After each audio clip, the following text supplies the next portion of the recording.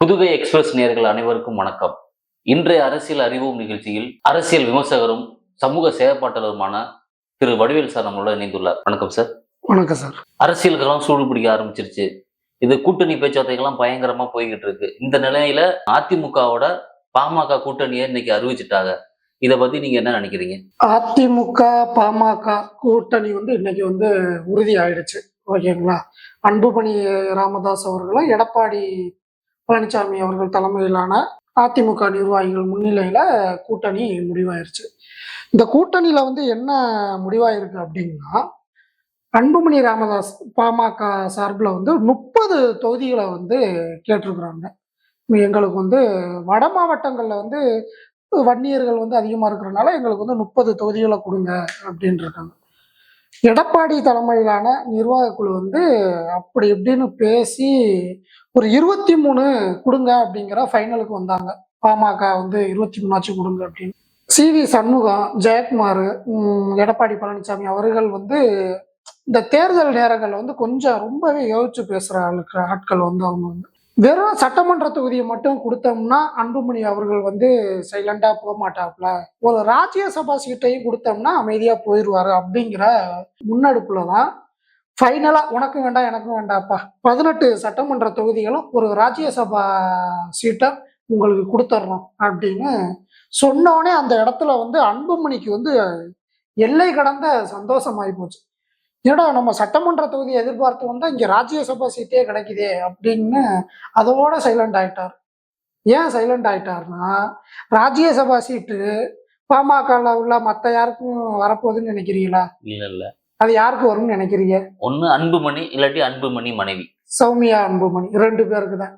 ஓகேடா, ஒண்ணு நம்ம ராஜ்யசபா MP ஆயிடுவோம், இல்லாட்டினா நம்ம மனைவி ஆயிடுவாங்க. இதை விட வேற என்ன வேணும்? இப்போ இத கூட்டணி பேச்சுவார்த்தை இவங்க பேசி முடிச்சிருக்கும் போது இதற்கு டாக்டர் ஐயா ராமதாஸ் அவர்கள் என்ன முடிவுல இருக்காருன்னு தெரியல, என்ன மனநிலையில இருக்காருன்னு தெரியல. அவரும் அறிக்கை விட்டுக்கிட்டு இருக்காரு. பாமக தலைவர் அன்புமணியா இருந்தாலும் அதை முடிவு எடுக்கிற கட்டாயம் ராமதாஸுக்கு தான் உண்டு. இப்ப இந்த நிலைமையில ராமதாஸோட ஈடுபாடு எப்படி இருக்கும்? கடந்த ஒரு வாரத்துக்கு முன்னாடிதான் ராமதாஸ் அவர்கள் கூட்டம் போட்டிருந்தாங்க. பொதுக்கூட்டம் கூட்டி கூட்டணி பேச்சுவார்த்தையை பேசுறது ராமதாஸ் அவர்களுக்கு தான் முழு ஆதரவு தர்றோம் அப்படின்னு மாநில நிர்வாகிகள் எல்லாருமே சொல்லியிருந்தாங்க. ஆனா தேர்தல் ஆணையம் பாமகவோட தலைவர் அன்புமணி தான் அப்படிங்கிறத ஸ்ட்ராங்கா சொல்லிடுச்சு. அதுக்கு காரணம் என்னன்னு நம்ம பேசணும். அது என்னங்கிறதையும் நம்ம நிறைய பேசியிருந்தோம். இதுக்கு பின்னாடி என்னென்ன நடந்திருக்கு அப்படிங்கிறதையும் பேசணும். ராமதாஸ் அவர்கள் இப்ப கண்டனத்தை தெரிவிச்சிருக்கிறார். அன்புமணி தவறுதலா போயிட்டாரு, ஏடிஎம்கேயோட கூட்டணி வச்சுட்டாரு, ஏடிஎம்கே பிஜேபியோட கூட்டணி வச்சுட்டாரு அப்படின்னு. அன்புமணி மிக தெளிவாயிட்டாப்புல, இனிமே அங்கிட்ட இருந்து நம்மளுக்கு ஒரு பிரயோஜனமும் இல்லை. நம்ம டெல்லியில காலை வைக்கணும் மறுபடியும். அதுக்கு யாரை பிடிச்சா நடக்கும்? ஏடிஎம்கே பிடிச்சாதான் நடக்கும். ஏடிஎம்கே பிடிச்சா பிஜேபியை பிடிச்ச மாதிரி. இப்ப ஆட்டோமேட்டிக்கா ஒரு சீட்டு கொடுத்துட்டாங்களா, இனி ரெக்கையா கட்டி பரப்பாப்புல அன்புமணி ராமதாஸ். எப்படியும் நம்மளுக்கு ஒரு சீட்டு வந்துருச்சு. அது இப்ப ஒரு மார்ச் மாசத்துல வந்துடும். அதோட முடிவு ராஜ்யசபா எம்பிக்கு உள்ளது. அப்படி இருக்கும்போது இந்த 18 தொகுதியுமே அவங்களுக்கு சாதகமான தொகுதிகளாக தான் இருக்கும். ஏன்னா வட மாவட்டத்துல குறிப்பா இந்த தருமபுரி, ஜெயங்கொண்டம், அரியலூர் இந்த சரௌண்டிங் எல்லாமே வன்னியர்கள் ஆதிக்கம் அதிகமா இருக்கிறதுனால 100% எங்க நம்ம நின்னா ஜெயிப்போமோ அந்த 18 தொகுதியை தான் பாமக வாங்குவாங்க. அப்படி இருக்கும்போது 18 எம்எல்ஏவுமே ஜெயிச்சு சட்டமன்றத்துக்கு போறதுக்கான வாய்ப்புகள் நிறைய இருக்குது. ஓகேங்களா? அதனால இவருக்கு இது சாதகம் அப்படின்னு ஆயிப்போச்சு. எடப்பாடிக்கு என்ன அப்படின்னா, 30 தொகுதி கேட்டால 18 தொகுதியோட நிப்பாட்டிட்டோமே, கூட்டணியை விடக்கூடாதுங்கிற முடிவுக்கு அவர் வந்துட்டாரு அப்படிங்கிற ஒரு சந்தோஷமும் அவருக்கும் ஆயிடுச்சு. இப்போ இந்த கூட்டணி பேச்சுவார்த்தை முடிஞ்ச சலுகையோட இன்னைக்கு ஈவினிங்க எடப்பாடி பழனிசாமி அவர்கள் டெல்லி பயணம் செல்கிறார். அங்கே போய் மூத்த தலைவர்கள்லாம் சந்திச்சு அவங்களுடைய தலைமையெல்லாம் சந்திச்சு ஒண்ணு வாழ்த்து பெறதுக்கா இல்ல அடுத்த கூட்டணியை யாரை சேர்க்கலாம் அப்படிங்கிற முடிவை கேட்கறதுக்கு போறாரா என்னன்னு ஒண்ணும் தெரியல. எடப்பாடி பழனிசாமி எதற்காக டெல்லிக்கு கிளம்புறாரு? எதற்காக போக போறாரு? போய் அமித்ஷாவை பார்க்க போறாரு.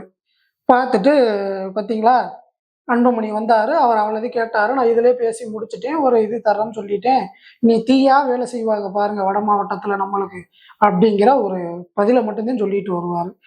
உடனே அவங்க அடுத்து என்ன சொல்ல போறாங்க? ஓகே, அன்புமணி சாப்டர் முடிஞ்சா அடுத்து யாரு? தேமுதிகவை பாரு, என்ன ஏதுன்னு பாரு, அவங்களுக்கு எப்படி கொடுக்கலாம் என்னங்கிறத இவ்வளவு லாஸ்ட்டாக ஃபைனல் பண்ணியா இதை முடிச்சு வச்சுட்டு வா அப்படிங்கிற கருத்தை சொல்லி அனுப்புவாங்க. இதுக்காகத்தான் டெல்லி போக போறாரு.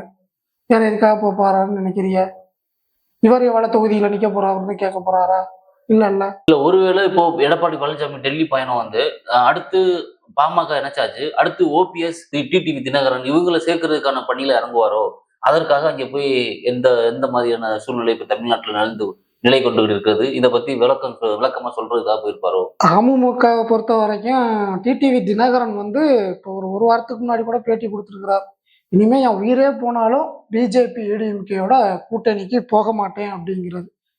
எடப்பாடி அவர்களும் வந்து தினகரனை வந்து உள்ள கொண்டாடுற ஐடியாவே அவருக்கு இல்லை. ஏன்னா உள்ள கொண்டாந்துட்டா எடப்பாடியை காலி பண்ற அளவுக்கு தினகரன் வேலை பார்க்க ஆரம்பிச்சிருவாப்புல. அப்படிங்கிற பட்சத்துல எடப்பாடி அவர்கள் தானே ஓனான பிடிச்சி வேட்டிக்குள்ள விட்டுக்குவான் அப்படிங்கிற செயலை செய்ய மாட்டாருங்கிறது எங்களோட நம்பிக்கை. அடுத்தபடியா ஓபிஎஸ் அவர்கள். ஓபிஎஸ் வந்து 2ஆம் கட்டமாக தான் இருக்கிறார். இன்னும் ஒருவேளை ஏடிஎம்கே சைடு போயிடுவோமா, இல்ல டிவிகே சைடு போயிடுவோமா, இல்ல திமுக சைடு போயிடுவோமா அப்படிங்கிற என்ன அந்த மனநிலையை விட்டே வெளியில வரல. யார் கூப்பிட்டாலும் இப்போ போயிடுவோம் அப்படிங்கிற ஒரு மனநிலையில தான் ஓபிஎஸ் அவர்கள் மனநிலை இருந்துட்டு இருக்கு. அவங்க சைடுல உள்ள வட்டாரங்களே அதான் சொல்றாங்க. எடப்பாடி கூப்பிட்டாலும் போற ஐடியால தான் இருக்கிறாரு. டிவிகேல செங்கோட்டையன் வர சொல்லிட்டாலும் போற ஐடியால தான் இருக்கிறாரு. திமுகல ஸ்டாலின் அவர்கள் கூப்பிட்டாலும் போற ஐடியால தான் இருக்கிறார். அப்படிங்கிற அவரை வந்து எடப்பாடி வந்து ஒரு பெரிய இதாகவே கருத மாட்டார். ஏன்னா 2 எலெக்ஷன்ல அவரை தனியா விட்டு பார்த்துட்டாரு. ஒன்றும் அவரால் பண்ண முடியல, டம்மி ஆயிட்டாரு. இனிமே கூப்பிட்டு என்ன பண்ண போறான்? ஒரு வலுவா இருந்தா ஓகே, இவரை கூப்பிட்டு நம்ம வச்சுக்கணும், நம்மளுக்கு கொஞ்சம் சாதகமா இருக்கும் அப்படின்னு நினைப்பாரு.